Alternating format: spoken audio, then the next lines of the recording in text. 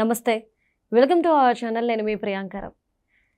సీఎంల గుండెల్లో గుబులు పుట్టించే ఒక చట్టాన్ని ఇప్పుడు కేంద్ర ప్రభుత్వం తీసుకురాబోతుంది. మరి ఎప్పుడు అంటే ఈ నెల 20వ తారీఖు నుండి పార్లమెంట్ సమావేశాలు జరగబోతున్నాయి. అందులో ఈ చట్టాన్ని ప్రవేశపెట్టబోతున్నారు సెంట్రల్ గవర్నమెంట్.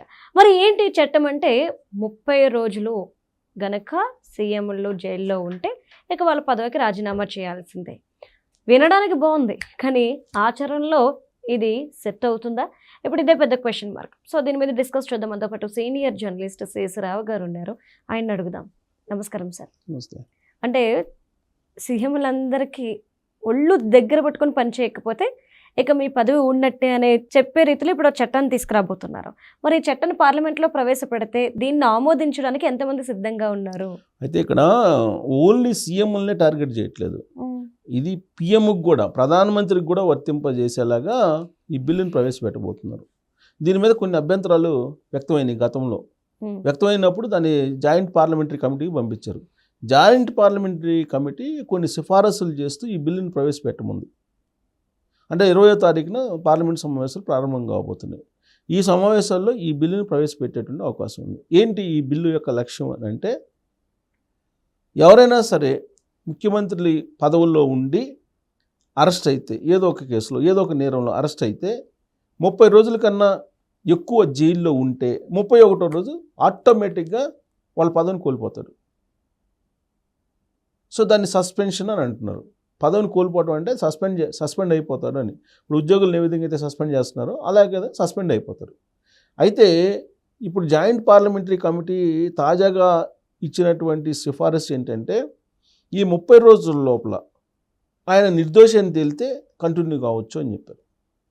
ఆయన ఎప్పుడైతే నిర్దోషి అయితే అప్పుడు కంటిన్యూ కావచ్చు. ఈ 30 రోజులు ఉంటుంది కదా, 31 రోజు సస్పెండ్ అయిపోతారు కదా, మళ్ళీ ఆయన నిర్దోషి అని తేలింది అనుకో, ఏ రోజు అయితే నిర్దోషి అని తేలిందో ఆ రోజు నుంచి మళ్ళీ అతను కంటిన్యూ కావచ్చు సీఎంగా. జస్ట్ లైక్ ఎంప్లాయీని సస్పెండ్ చేశారనుకోండి, 6 నెలలు సస్పెండ్ చేస్తారు, అంతే కదా, సస్పెండ్ చేస్తారు 6 నెలలు.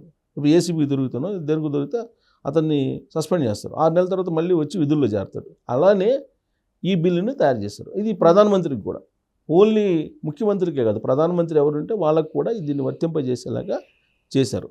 అయితే దాంట్లో కొన్ని సిఫారసులు ఇంకొన్ని చేశారు.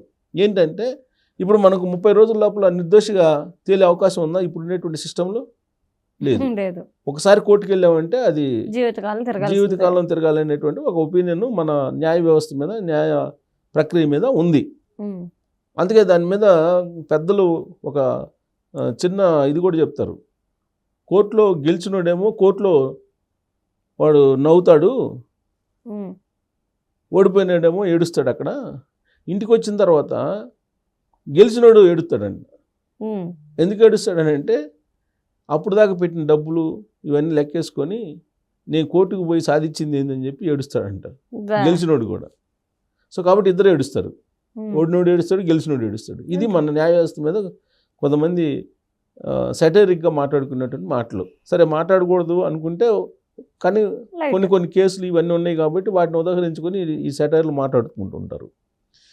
అలానే ఇప్పుడు ముఖ్యమంత్రులు ఈ బిల్లు తీసుకొచ్చినప్పుడు, చట్టరూపంలో అది వచ్చినప్పటికి కూడా, చట్టరూపంలో రావాలంటే 3/200 మెజార్టీ కావాలి. రాజ్యాంగాన్ని సవరించాలి. 2 ఉభయ సభల్లో 3/200 మెజార్టీతో అది ఆమోదం పొందాలి. ఆ తర్వాత చట్టరూపంలోకి వస్తుంది. సరే అది చట్టరూపంలోకి వస్తుందా, రావాలా, 300 మంది అంటే 3/200 మంది సపోర్ట్ చేస్తారా లేదంటే ఆ మెజార్టీ ఉందని చెప్పి అంటున్నారు. ఇప్పుడు రేపు రాబోయే సమావేశాల్లో కీలకమైనటువంటి బిల్లులు పెడుతున్నారు కదా, మహిళా రిజర్వేషన్ బిల్లు పెడుతున్నారు, నియోజకవర్గాల పునర్విభజన బిల్లు పెడుతున్నారు, 1 నేషన్ 1 ఎలక్షన్ జమిలీ ఎన్నికలు అది పెడుతున్నారు. చాలా ఇంపార్టెంట్ బిల్స్ పెడుతున్నారు. దాంతోపాటు ఇది కూడా పెట్టాలనుకుంటున్నారు. అవి పాస్ అయితే ఇది కూడా పాస్ అవుతుంది ఆటోమేటిక్గా. పాస్ అయితే చట్టరూపంలోకి వస్తుంది. చట్టరూపంలోకి వస్తే ఈ 30 రోజుల్లో నిర్దోషిగా ఎవరైతే ముఖ్యమంత్రి నేరారోపణలు ఎదుర్కొని జైల్లోకి వెళ్తారో వాళ్ళు వచ్చే అవకాశం ఉందా అని అంటే లేదు, ఇప్పుడు ఉండేటువంటి న్యాయ ప్రక్రియ, న్యాయ వ్యవస్థలను బట్టి చూస్తే. అయితే అందుకే ఒక స్పెషల్గా ఫాస్ట్ ట్రాక్ కోర్టులని దీనికోసం ఏర్పాటు చేయాలని సిఫారసు చేసింది పార్లమెంటరీ కమిటీ. ఫాస్ట్ ట్రాక్ కోర్టులు ఉంటాయి కదా, ఈ ఫాస్ట్ ట్రాక్ కోర్టులో అంటే రెగ్యులర్ హియరింగ్స్ చేయడం ద్వారా సత్వరం న్యాయం అని అంటారు, దీన్ని సత్వర న్యాయం అని అంటారు. సో అలా చేస్తే మీకు ఆటోమేటిక్గా దోష నిర్దోష తేలిపోతుంది. 30 డేస్లో అంటే సీరియస్ కేసు రెగ్యులర్ ఆర్గ్యుమెంట్స్ జరిగినాయి అనుకోండి, తేలిపోతుంది దోష నిర్దోష అనేది. సో అలా చెయ్యాలి, ఫాస్ట్ ట్రాక్ కోర్టులు పెట్టి సపరేట్గా దానికి జడ్జెస్ని నియమించి ఫాస్ట్ ట్రాక్ కోర్టుల ద్వారా దీన్ని చెయ్యాలి అనేటువంటిది ఒక సిఫారసు పార్లమెంటరీ కమిటీ చేసింది. పోనీ అది అంత ఈజీయా అని అంటే, ఇప్పుడు మనకి పెండింగ్లో ఉన్నటువంటి కేసులే కొన్ని లక్షలు ఉన్నాయంట కోర్టుల్లో, లక్షలు వేలల్లో కాదు లక్షల్లో ఉన్నాయంట. ఇవన్నీ ఇప్పుడున్నటువంటి జడ్జెస్ తోటి ఇప్పుడున్నటువంటి వ్యవస్థతోటి కంప్లీట్ చేయాలంటే కొన్ని తరాలు పట్టిద్దండి. సో కాబట్టి చెప్పినంత ఇప్పుడు ఫాస్ట్ ట్రాక్ కోర్టులు ఏర్పాటు చేయాలి, వాటికి మళ్ళీ జడ్జెస్ను ఏర్పాటు చేయాలి, దానికి ఇన్ఫ్రాస్ట్రక్చర్ కావాలి, ఇవన్నీ చాలా ప్రక్రియ ఉంటుంది. మరి అదంత ఈజీ అయితే కాదు. మరి బిల్లు అయితే పెడుతున్నారు, అది ఇంక్లూడింగ్ ప్రధానమంత్రి కూడా ఉన్నారు కాబట్టి 30 రోజుల పాటు ఎవరైనా జైలుకి వెళ్తే ఇమీడియట్గా సస్పెండ్ అవుతారని. ఇది ఎందుకు తీసుకొస్తున్నారు అసలు, ఈ ఆలోచన ఎందుకు వచ్చింది అని అంటే కేజ్రీవాల్ ఎపిసోడ్ నుంచి వీళ్ళకి ఆలోచన వచ్చింది. కేజ్రీవాల్ జైలుకి వెళ్ళాడు లిక్కర్ స్కామ్లో.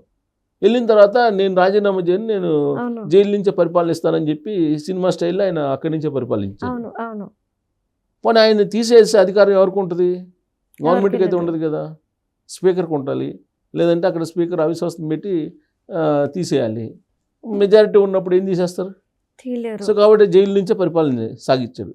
ఆ ఎపిసోడ్ జరిగిన తర్వాత వీళ్ళకి వచ్చినటువంటి ఆలోచన, అందుకే ఇది పెట్టారు. 30 రోజుల తర్వాత ఆటోమేటిక్గా నేరారోపణలు ఎదుర్కొని జైల్లోకి వెళ్ళినటువంటి వాళ్ళు సస్పెండ్ అవుతారు అనేది. సో దాంట్లో ఇంకా దీన్ని మెరుగుపరిచి జాయింట్ పార్లమెంటరీ కమిటీ ఇచ్చినట్టు సిఫారసులు మెరుగుపరిచి ఆ బిల్లుని పార్లమెంట్లో ప్రవేశపెడితే పార్లమెంట్లో సభ్యుల నుంచి వచ్చినటువంటి మరికొన్ని సూచనలు సలహాలు అన్నీ తీసుకొని దాన్ని ఇంప్లిమెంట్ చేయాలని చెప్పేసి అనుకుంటున్నారు. అయితే దీంట్లో సెకండ్ కోణం ఏంటంటే, సపోజ్ కేంద్రంలో బలమైనటువంటి పార్టీ అధికారంలో ఉంది, ఏదో ఒక నేరారోపణ కేసులో అరెస్ట్ చేస్తారు, అప్పుడు పరిస్థితి ఏంటి అనేటువంటిది వచ్చే క్వశ్చన్ ఎందుకు వస్తుంది? ఉదాహరణకి మనకు చంద్రబాబు నాయుడు గారి కేసు తీసుకుందాం. చంద్రబాబు నాయుడు గారి కేసు ఏంటి? 2024 ఎన్నికలకు ముందు ఫైబర్ నెట్ కేసులో అరెస్ట్ చేశారు తీసుకెళ్ళి, అంతే కదా. స్కిల్ డెవలప్మెంట్ కేసులో తీసుకెళ్ళి అరెస్ట్ చేశారు. 53 రోజులు ఉన్నారు ఆయన. మరి ఆ కేసుకు సంబంధించి ఏమన్నా ఆధారాలు ఉన్నాయా? లేవు. అది కావాలని పెట్టినటువంటి కేసు అనేది ఇప్పుడు అందరికి అర్థమవుతుంది. ఎందుకంటే కోర్టులే పెట్టినటువంటి సిఐడి వెనక్కి తీసుకుంది కదా, పెట్టినటువంటి కేసు పెట్టిన సిఐడి వెనక్కి తీసుకుంది కదా. సో కాబట్టి మనం అది ఫేక్ కేసు అనుకోవాలి. మరి అలాంటి ఫేక్ కేసు పెట్టి మీరు 53 రోజులు పెట్టారు, 30 రోజుల తర్వాత సస్పెండ్ అవుతారు ముఖ్యమంత్రిగా. మరి అలాంటప్పుడు పెట్టుడి కేసులు, ఇది ఒక పెద్ద క్వశ్చన్ వస్తుంది రాబోయే రోజుల్లో. సో ఇవన్నీ ఉన్నాయి. బట్ ఎనీహౌ 30 రోజుల తర్వాత సస్పెండ్ చేయాల్సిందే అనేటువంటి బిల్లుని అయితే చాలా సీరియస్గా అప్రూవ్ చేసి చట్ట రూపంలో తీసుకురావాలని చెప్పి కేంద్ర ప్రభుత్వం సీరియస్గా అయితే ఉంది. Right, thank you so much sir.